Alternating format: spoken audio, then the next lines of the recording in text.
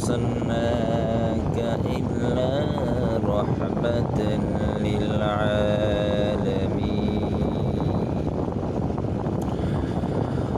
وقال النبي صلى الله عليه وسلم: من صام رمضان ثم أتبعه بست من شوال إلى آخر الحديث। হুজুর পাক সাল্লাল্লাহু আলাইহি ওয়াসাল্লাম বলেছেন, যে পুরো মাস রোজা রাখলো, রোজার পরে শাওয়াল মাসে 6টা রোজা রাখলো, সে যেন পুরো বছর রোজা রাখলো। আল্লাহ পাক আমাদের এই করণীয় করার তৌফিক দান